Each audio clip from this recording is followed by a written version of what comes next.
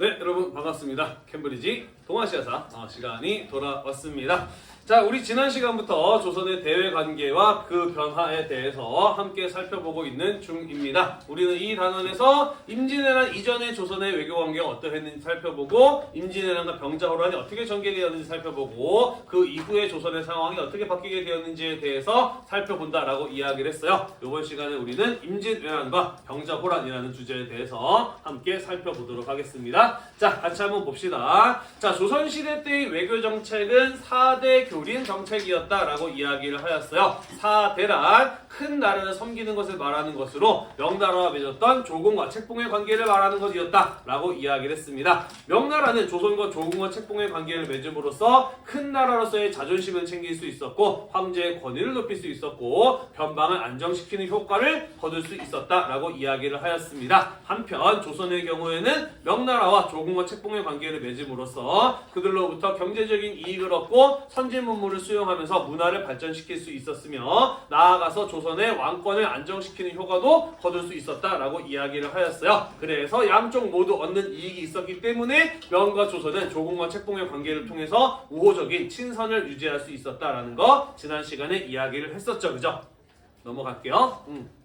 자, 한편 일본과 여진의 관계에서는 교린 관계라고 해서 이웃과 사이좋게 지낸다라는 뜻이었지만, 실제로는 그들의 침략과 약탈을 막는 것이 주된 목적이었다라고 이야기를 하였습니다. 그래서 여진족들의 침략과 약탈을 막기 위해서 조선에서는 무역소를 만들어 준다든지 귀순을 장려하는 회유책을 쓰기도 하였습니다만은, 세종 때에는 최윤덕이나 김종서 같은 사람들을 통해서 사군과 육진 지역을 개척을 했어요. 그러면서 여기에 살고 있었던 여진족들을 북쪽으로 몰아내고 압록강과 두만강을 국경선으로 확정 지으면서 오늘날 우리가 한반도라고 하면 알 수 있는 그 지형을 확정 짓는, 확보하는 것이 세종 때 이루어지기도 하였다라는 거 이야기를 하였습니다. 한편 일본의 경우에는 15세기 후반에서부터 16세기 후반까지 센고쿠 시대라고 해서, 전국 시대라고 해서 내부적으로 혼란이 벌어졌고 상당히 많은 전투가 벌어졌던 내전의 시대였다라고 이야기를 하였어요. 그죠? 자, 그래서 이러한 일본 내 혼란으로 인해서 많은 해적, 외구가 발생하였고, 이들이 중국이나 한반도의 해안가를 주로 약탈하는 일들이 벌어졌었다라고 이야기를 하였어요. 그리고 특히 한반도를 약탈하는 외구들의 근거지가 대마도 스시마에 있었다라고 이야기를 했습니다. 그래서 세종 때 스시마를 토벌하면서 외구의 세력을 크게 약화시키는 한편 삼포를 개항을 해서 그들에게 무역의 욕구를 해소할 수 있는 기회를 주기도 하였다라고 이야기를 하였습니다. 다만 삼포를 통한 교육의 경우에는 조선이 어떤 이익을 얻기 위함이었다라기보다는 외구의 활동을 방지하기 위한 차원이었기 때문에 제한된 형태의 교육이었다라는 거 이야기를 했었습니다. 기억이 좀 나나요?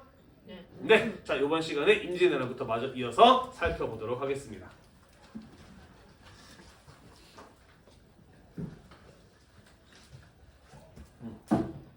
이번 시간에 임진왜란에 대해서 먼저 이어서 살펴보도록 하겠습니다. 잘 보이지? 자, 같이 한번 보도록 할게요. 자, 선생님이 지난번에 외워두자라고 이야기한 연도 3가지 있었습니다. 뭐였는지 기억나나요? 조선의 건국 1392년이었어요. 그죠?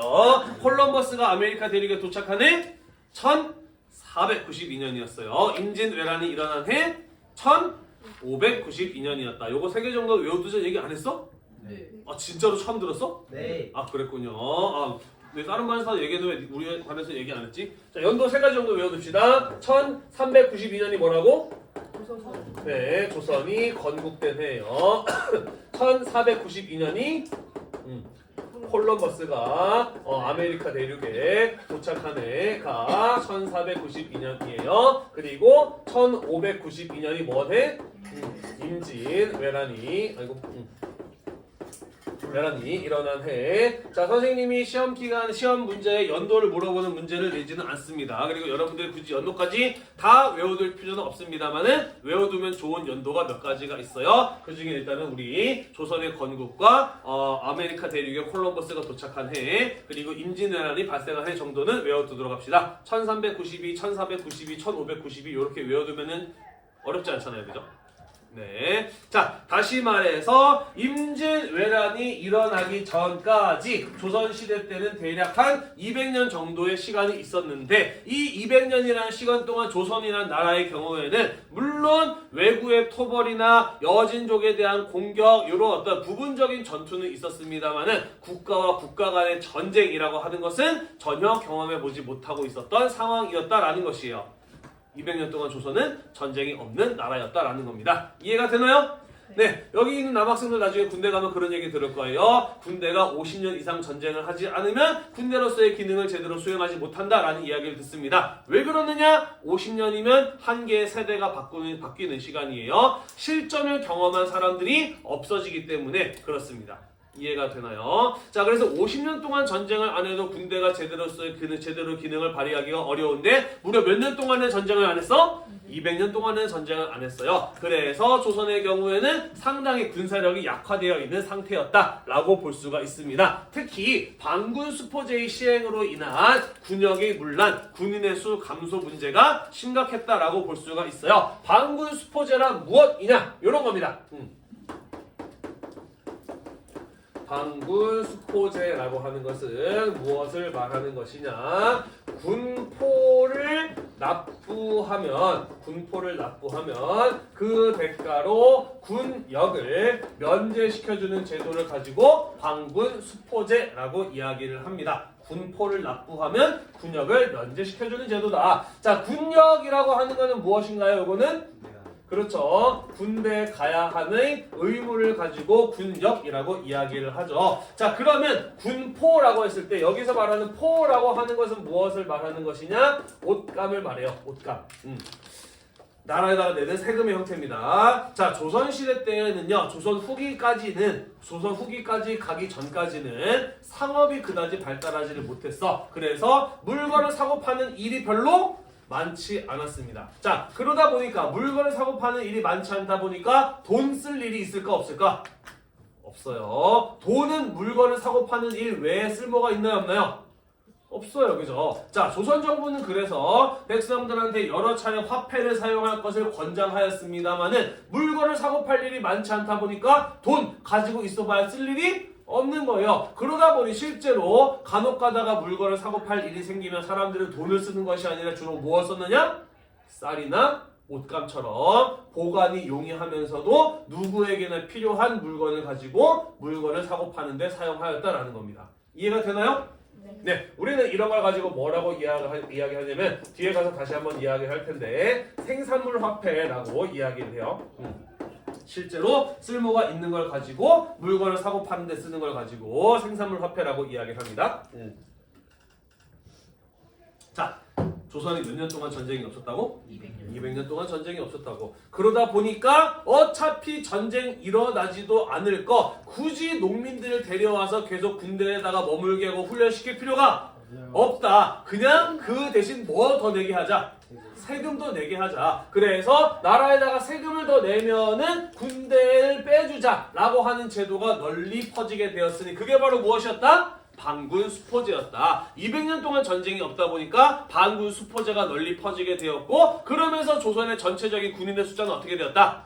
크게 줄어들었다라는 것이에요. 이런 상태에서 뭐가 터진 거예요? 임진왜란이 터진 거예요. 그죠? 그러다 보니 조선의 피해는 클 수밖에 없었다라고 볼 수가 있겠죠. 그죠? 이해가 되나요? 네. 자, 한편 비변사라고 하는 것이 설치되기도 합니다. 비변사라는 게 뭐냐면요. 위에 써놨죠? 삼포회란을 계기로 설치된 임시관청으로 국방 문제를 전담하고요. 임진왜란 이후의 기능이 강화되면서 상설기구화되었다라고 되어 있습니다. 이게 뭔 소리냐? 잠깐 앞으로 갈게요. 자, 우리 지난 시간에 이런 이야기 했어요. 외구의 발생을 막기 위해서 삼포를 개방해 주었는데 어디까지나 제한된 형태의 교육을 허용하였다라고 이야기를 했습니다. 기억이 나시나요? 방금 살펴봤었죠. 그죠? 이렇게 보시면 돼요. 조선에서 일본과의 무역을 통해서 이익을 보기 위함이 아니라 외구가 일어나지 않도록 그 사람들이 식량을 사갈 수 있게 조선이 일부 허용을 해준 거예요. 따라서 일본 상인들의 경우에는 조선 정부가 정해놓은 만큼만 물건을 사갈 수 있었다라는 것이죠. 그러다 보니 삼포가 개방된 이후에 많은 일본 상인들이 여기 와서 물건을 사고 팔았는데 조선 정부가 일방적으로 통제하는 게 불만이 많은 겁니다. 왜 우리 돈 내고 물건 사가는데 왜 조선 정부가 일방적으로 우리의 무역을 통제하는 거지? 이거에 대해 불만이 많았던 거예요. 그래서 일본 상인들이 조선 정부가 우리를 너무 우습게 생각해서 그런 거 아니야? 한번 본때를 보여줄까? 라고 하면서 불만이 많았던 일본 상인들이 삼포를 중심으로 폭동을 일으켰으니 그 사건이 바로 삼포외란이라고 하는 사건이었어요.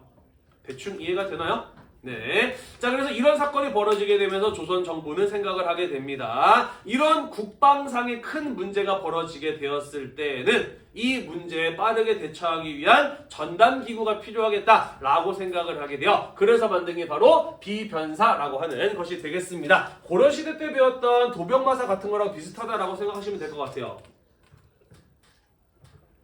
국방상의 문제, 전쟁과 같은 국가 위기가 발생했을 때에는 정치적인 결정을 어떻게 해야 되나요? 결정을 빨리빨리 할 필요가 있어, 그지? 그래서 만약에 삼포외란과 같은 사건이 터지게 되면은 조선의 고위 관원들이 전부 다 비변사로 모여서 회의를 통해서 결정을 빨리빨리 내리는 겁니다. 그렇게 함으로써 국방 문제에 대처하고자 했던 곳이 바로 비변사라는 곳이었던 거예요. 이해되나요? 다만 임시관청이었어. 문제가 생기면 모이는 겁니다. 해결이 되면은 흩어지는 거예요. 그런데 임진왜란이 몇 년 동안 이어졌어요? 거의 7년 가까이 이어졌어요. 그러다 보니까 7년 동안 맨날 비상 상황이야. 비변사가 해체될 일이 없어요. 그러면서 이후에는 상설기구와 맨날 설치되어 있는 기구로 남게 된 게 바로 비변사라고 하는 것이었다라는 소리가 되겠습니다. 대충 이해가 되나요? 네, 그러면서 조선의 최고 권력기구로 자리 잡게 되고요. 나중에 세도 정치 시기에 세도 가문이 비변사를 장악하면서 조선의 권력을 독점하게 되죠. 그러면서 나중에 흥선대원군이 이걸 혁파하게 되는데 그 내용은 우리가 뒤에 가서 다시 한번 배우게 될 겁니다. 자, 아무튼 비변사 같은 게 만들어지긴 했습니다만은 조선은 200년 동안 전쟁이 없었고 반군 수포제의 시행으로 인해서 군인의 숫자가 크게 줄어들게 되면서 국방력이 매우 약화된 상태에서 뭐가 터졌다? 임진왜란이 터졌다라는 것이에요. 이해되시죠? 자, 한편 조선이 200년 동안 전쟁이 없는 동안 일본은 100년 동안 무슨 시대였다? 전국 시대였다. 일본이 여러 개의 지방 무사 세력들로 나뉘어서 그들끼리 일본의 패권을 장악하기 위한 치열한 내전을 벌이던 시대가 바로 전국 시대였다라는 것입니다. 이해가 되시죠? 자, 그리고 그 전국 시대를 통일한 사람이 누구였냐면은 우리에게도 유명한 도요토미 히데요시라는 사람이에요. 이 사람의 경우에는 전국 각지를 장악하고 있었던 무사들을 굴복시키고 그들에게 충성과 항복의 맹세를 받아냄으로써 일본을 통일했던 사람이 바로 이 도요토미 히데요시라는 사람이었다라는 겁니다. 이해가 되나요?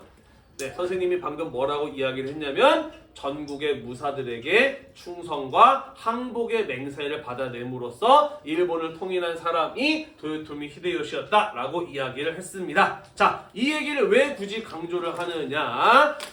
도요토미 히데요시가 일본을 통일하고 난 다음에 갖게 된 큰 고민이 있어. 뭐가 제일 큰 고민이었느냐? 일본 내에 무사의 숫자가 너무 많아요. 그죠? 전국 시대는 매일같이 전쟁이었던 시대니까 그 많은 무사들이 필요했어. 하지만 지금 내가 일본을 통일했는데 그렇게 많은 숫자의 무사가 필요하지 않아요. 그죠? 걔네들 먹여 살리려면은 돈이 들어가고 땅이 필요해요. 그죠? 그런데 내가 만약에 얘네들 제대로 먹여 살리지 못한다면은 불만을 품고 반란을 일으킬 수도 있습니다. 그죠? 따라서 도요토미 히데요시는 이 무사들을 어떻게든 처리할 필요가 있었던 거예요. 이해가 되나요? 그래서 일으킨 전쟁이 무엇이었다? 임진왜란이었던 겁니다. 도요토미 히데요시 입장에서는 임진왜란이란 이겨도 좋은 전쟁, 져도 좋은 전쟁이었어. 이기면은요, 그죠? 조선 땅을 차지하게 되면서 너네 거기 가서 살아 라고 해버리면 되는 겁니다. 그죠? 지면은요, 그렇죠. 내가 먹여 살려야 될 군인들이 죽었을 거 아니야. 그지? 문제 해결이네요. 그죠? 그래서 도요토미 히데요시 입장에서는 이겨도 좋은 전쟁, 져도 좋은 전쟁이 임진왜란이었다라는 것이죠. 이해가 되나요? 머리 되게 잘 돌아가는 사람이죠. 자, 그래서 그러한 내부의 불만을 외부로 돌리면서 전쟁이 잘 돼서 명나라까지 침략할 수 있게 된다면 그 역시 도요토미 히데요시 입장에서는 땡큐인 거예요. 그죠? 그러면서 이런 도요토미 히데요시의 개인적인 욕심 이런 것과 함께 결합이 되면서 일어난 전쟁이 임진왜란이었다라는 겁니다. 도요토미 히데요시가 조선에게 사신을 보내서 뭐라고 이야기를 했느냐? 나는 지금 명나라를 정벌하는 가는 길이니 향도 또는 가도라고도 하는데 조선이 그 길을 빌려달라라고 이렇게 요청을 합니다. 당연히 조선 쪽 입장에서는 이게 갑자기 뭔 소리야 라는 식으로 거절할 수밖에 없었겠죠. 그죠? 그래서 조선의 거절을 명분으로 삼아서 조선에 대한 침략을 시작하였으니 그게 바로 임진왜란의 시작이었다라는 겁니다. 이해되시죠? 네. 자, 그래서 일본군은 1592년 부산을 시작으로 해서 조선에 대한 침략을 시작을 합니다. 자, 그리고 일본군은 부산에서부터 서울까지 가는데 며칠이 걸렸느냐? 20일이 걸렸어요. 당시 교통 상황으로 보았을 때 20일 정도면 어떤 수준이었다라고 보면 되느냐? 부산에서 서울까지 그냥 천천히 걸어가면은 20일 정도 걸렸다라고 합니다. 다시 말해서 조선 군대의 저항을 거의 받지 않은 거나 다름없었던 수준이었다라고 볼 수가 있는 거예요. 이해가 되나요?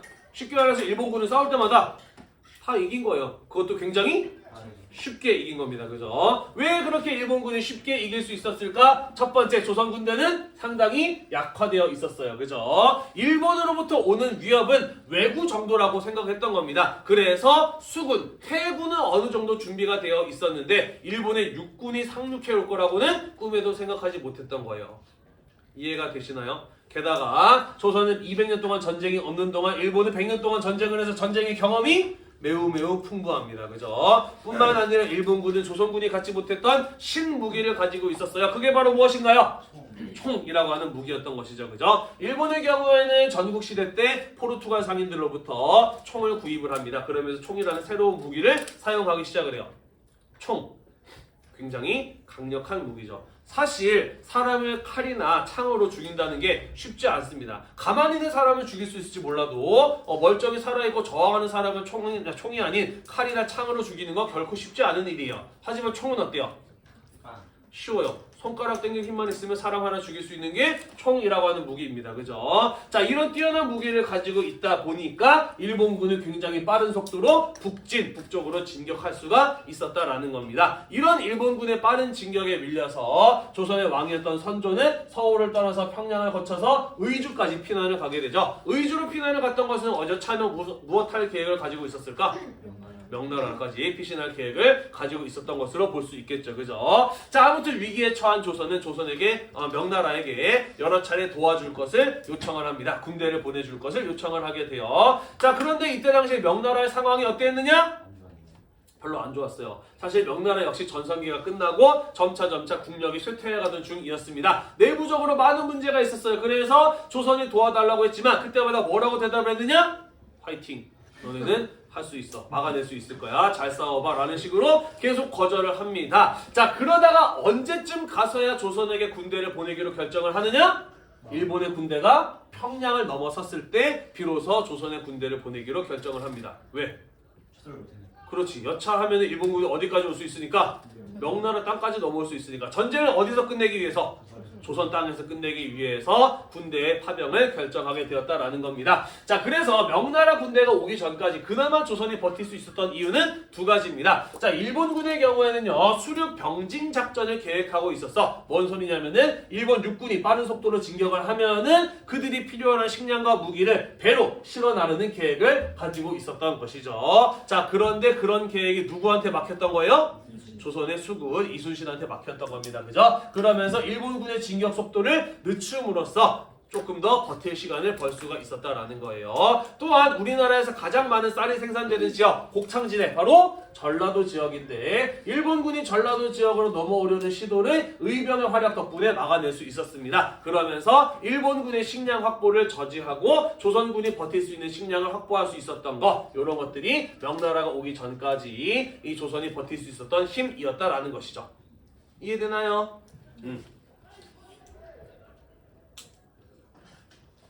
자, 그래서 명나라가 참전을 하게 되었습니다. 그리고 조선과 명나라의 연합군은 평양선을 탈환한 것을 계기로 지금까지 일방적으로 밀리기만 했던 전세가 비로소 처음으로 역전이 됩니다. 자, 그러면서 일본군들은 이에 밀려서 한반도 남부까지 후퇴를 하게 되어 남해안 일대까지 밀려나게 됩니다. 자, 하지만 일본군을 만만히 봤던 명나라 군대가 경솔하게 일본군을 공격하다가 큰 패배를 당하는 것도 경험을 하기도 해요. 자, 그러면서 명나라는 생각을 합니다. 조선 땅에서 일본군을 완전히 몰아내기는 쉽지 않겠구나라는 생각을 하게 됩니다. 일본도 마찬가지예요. 명나라 군대가 참전하게 됨으로써 한반도 전체를 다 차지하기는 어렵겠구나라는 것을 생각을 하게 됩니다. 자, 그러면서 하루빨리 전쟁을 끝내고 싶은 명나라, 그리고 한반도의 일부만이라도 차지하고 싶었던 일본 사이에서 전쟁을 그만두기 위한 휴전 협상이 이루어지게 되었다라는 것이죠.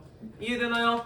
네. 조선은 찬성했을까 반대했을까? 휴전? 반대. 당연히 반대죠. 왜? 휴전 협상이 이루어지게 된다면? 기다리는 그렇죠.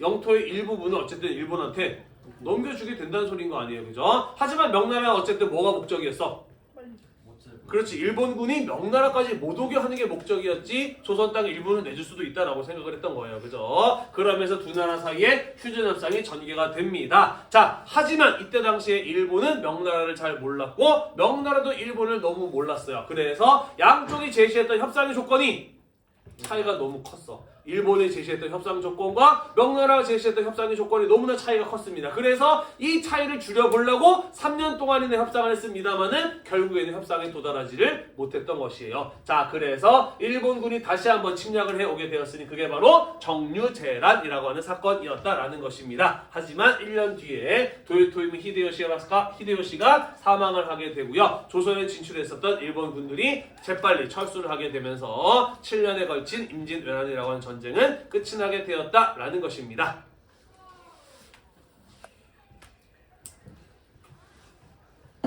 사실 일본군이 좀 오래 버텼으면은 경상도 정도쯤은 차지했을지도 모르겠어요. 그런데 왜 도요토미 히데요시 하나가 죽었다고 일본군들은 잽싸게 철수를 했을까? 그러지 않았어도 됐을 텐데. 왜 그랬을까? 거의 네, 이유는 여러 가지가 있습니다. 첫 번째, 도요토미 히데요시가 지금까지 조선에서 활동하는 일본 군들을 적극적으로 지원해줬기 때문이에요. 근데 그 지원자가 죽은 겁니다. 두 번째, 조선에 와서 싸우고 있었던 일본 무사들은 전부 다 일본의 자기 땅을 가지고 있는 무사들이었어. 이 일본의 자기 땅을 가지고 있는 무사들이 자기 땅을 내버려두고 조선에 올 수 있었던 이유는 도요토미 히데요시가 걱정하지 마라. 니네 땅 내가 하나도 안 걸어드리고 그대로 잘 보존해 놓을 테니까 걱정 말고 조선에 다녀와 라고 약속을 했기 때문에 자기 땅을 놔두고 조선에 올 수 있었던 겁니다. 그런데 자기의 땅을 지켜주던 도요토미 히데요시가 어떻게 됐어요? 죽었어요. 하루빨리 돌아가지 않으면 언제 어떤 놈이 내 땅을 일본에서 뺐을지도 모르는 상황이 벌어졌던 것이죠. 자, 그래서 일본군들은 히데요시가 죽자 누가 먼저라고 할 것 없이 잽싸게 철수를 하게 되면서 임진왜란은 끝이 나게 되었다라는 것입니다. 이해가 되나요? 네. 자, 그래서 임진왜란이 끝나고 난 이후에 조선에 어떠한 영향을 미치게 되느냐? 첫 번째, 조선은 7년 동안 전쟁터였습니다. 그러면서 수많은 사람이 전쟁통에 죽거나 다치고 또 포로나 인질로 끌려가는 이러한 상황을 겪게 되었다라는 것이죠. 또한 전쟁 기간 동안에 많은 농경지가 망가집니다. 오랫동안 농사를 짓지 못했고 전쟁터가 되면서 농사 짓는 땅이 다 망가져버리고 말아요. 그러면서 싸우다 죽은 사람도 있었지만은 굶어 죽은 사람도 상당히 많았다라는 것이고요. 전쟁 이전의 수준으로 경제력이 회복되는 데까지 상당한 오랜 시간을 들여야만 했다라는 것입니다. 이해되나요? 자, 한편 명나라의 경우에는 조선을 도울 만한 상황이 아니었는데 무리해서 조선을 도왔다가 그의 국력이 더욱더 쇠퇴하는 일을 경험하게 됩니다. 자, 그러면서 지금까지 명나라가 강력한 힘으로 잘 억눌러 오고 있었던 만주 지역의 여진족들이 명의 힘이 약해지자 빠른 속도로 성장해 나가기 시작을 하게 됩니다. 자, 한편 아까 선생님이 뭐라고 이야기를 했냐면은 도요토미 히데요시가 전국시대를 통일한 것은 일본 각지의 무사들에게 충성과 항복의 맹세를 받아낸 것이었다라고 이야기를 했어요. 이때 도요토미 히데요시 못지않게 강한 힘을 가지고 있었으나 한 끗이 모자라서 도요토미 히데요시한테 항복하고 충성의 맹세를 한 사람이 있었으니 그가 바로 도쿠가와 이에야스라고 하는 사람이었습니다. 일본의 넘버 2였어요. 하지만 싸워서 이길 자신은 없기 때문에 일단은 항복을 했던 것이죠. 자, 그래서 사실 도요토미 히데요시 입장에서 가장 조선 땅에 보내고 싶었던 사람이 바로 도쿠가와 이에야스였어.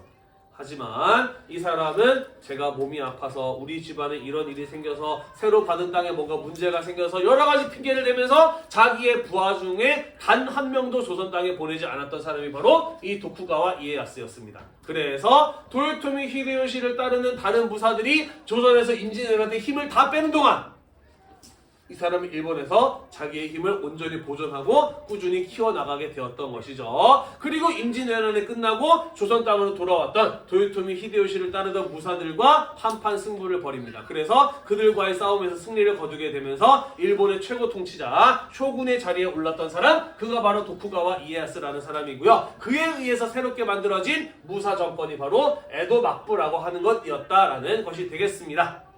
이해되나요? 네, 이때부터 일본의 수도가 도쿄로 바뀌게 되는 것이죠. 도쿄는 옛날에 에도라고 불렀거든. 에도에 세워진 무사정권이라고 해서 에도막부라고 이야기를 해요. 이해되었나요? 네, 우리 이렇게 해서 임진왜란에 대해서 쭉 한번 정리를 해보았습니다. 넘어갈게요.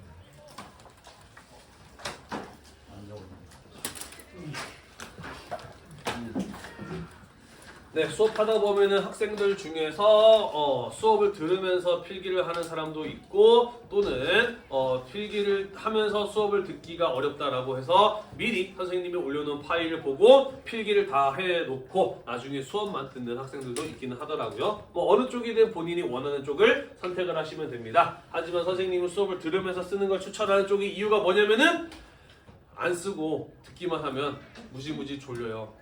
선생님도 작년에 수업했던 내용의 힌트를 얻으려고 틀어놓으면 20분 이상 집중하기가 어렵더라고. 내가 한 수업을 내가 보고 있는데도. 네, 그래서 수업을 들으면서 필기를 하는 것을 좀 추천을 드리기로 해요. 자, 정묘호란과 병자호란으로 가보도록 하겠습니다. 자, 우리가 아까 이야기했어요. 명나라는 임진왜란을 겪게 되면서 국력이 크게 쇠퇴하게 되었다. 그러면서 만주에서의 여진족들이 성장하게 되었다라고 이야기를 했습니다. 자, 그러면서 여진족이 만주에서 새로운 나라를 세우게 되었으니 그 나라가 바로 후금이었고요. 이후에 후금은 중국 땅을 차지하기 위해서 명나라와 전쟁을 벌이게 됩니다. 자, 그리고 임진왜란 때 많은 힘을 뺐던 명나라는 자기만의 힘으로 후금을 막아내기에는 상당히 어려움을 겪게 돼요. 자, 그러면서 명나라가 조선에게 뭐라고 이야기를 하는 거예요? 임진왜란 때 우리가 도와줬으니 이번에는 너희가 우리를 도와줘야 되지 않겠느냐 라고 이야기를 하면서 조선에게 후금과 싸우는데 도움을 줄 것을 요청하게 되었다라는 것입니다. 자, 임진왜란이 끝나고 난 이후에 조선의 왕위에 올랐던 사람이 광해군이었고 권력을 잡았던 붕당이 북인이었죠. 그죠? 이들은 지금 임진왜란으로 폐허가 된 나라를 복구하는데 최선을 다하고 있는 상황이었습니다. 명나라를 도와줄 만한 여유가 없어요. 하지만 명나라 돕지 않을 수 있나요? 도와줘야죠. 그죠? 임진왜란 때 명나라의 도움 덕분에 나라가 망하지 않을 수 있었잖아요. 그죠? 명나라 돕기는 도와야 됩니다. 하지만 명나라를 도와줬다가 어떤 일이 벌어질 수 있나요? 후금을 첩으로 돌릴 수 있어요. 후금이 명나라랑 싸우기 전에 조선 먼저 한번 제압해야겠네? 라고 마음을 먹고 쳐들어오면 조선이 그걸 막아낼 능력이 되나요?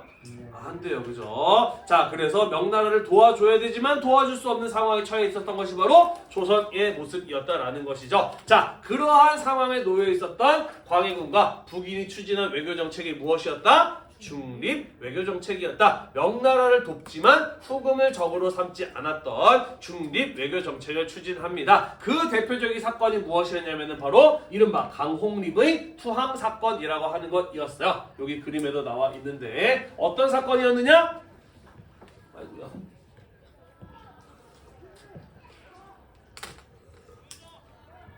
조선 결국 명나라를 돕기 위해서 군대를 보내기로 합니다. 몇 명이었지? 2만 명이었나? 그랬을 거예요.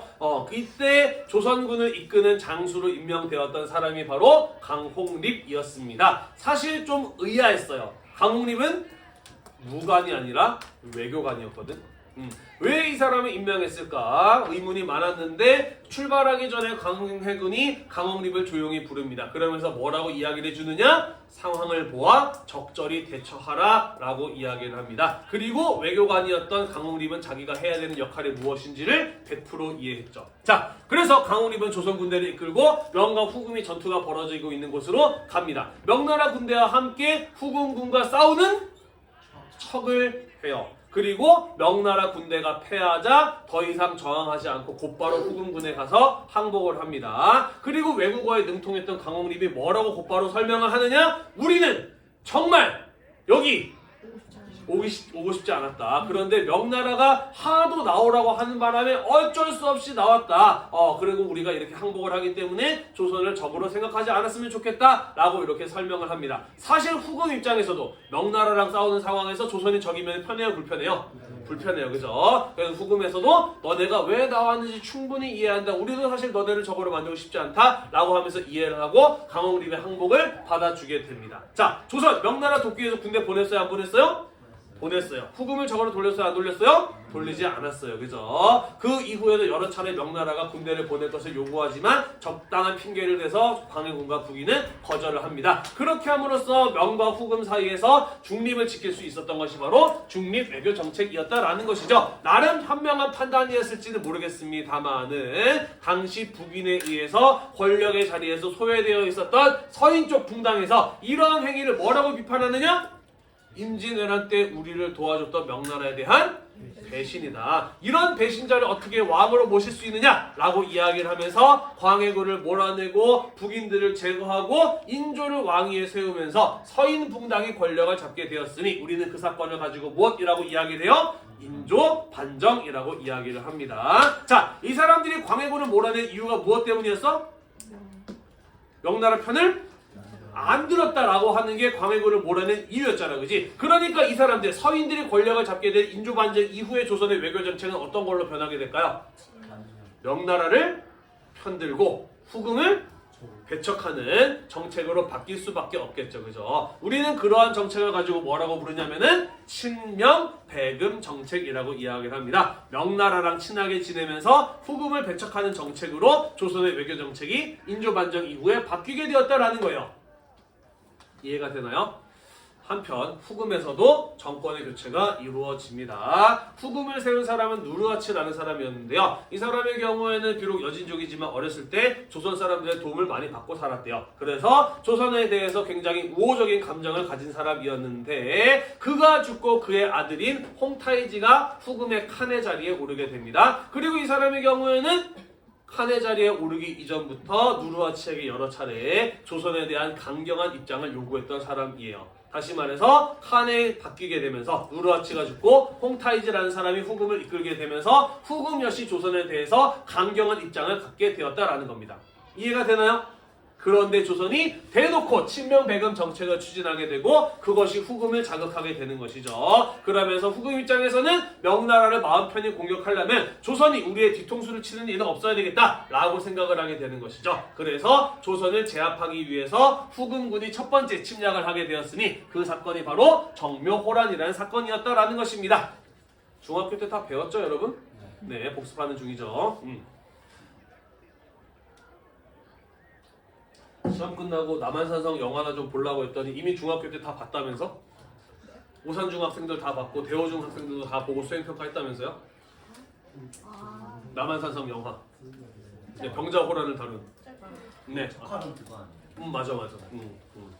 하여튼 역사 선생님들 가지고 있는 소스가 다 거기구만.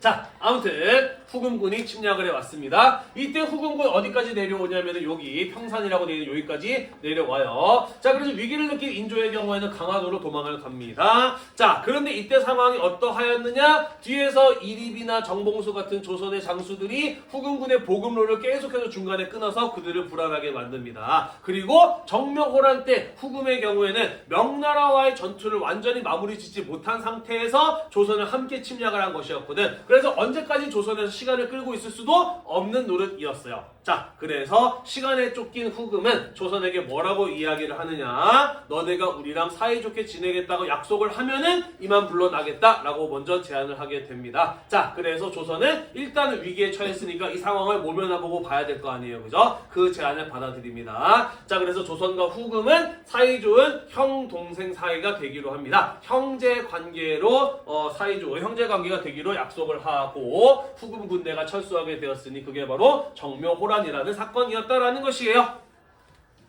이해되나요? 네.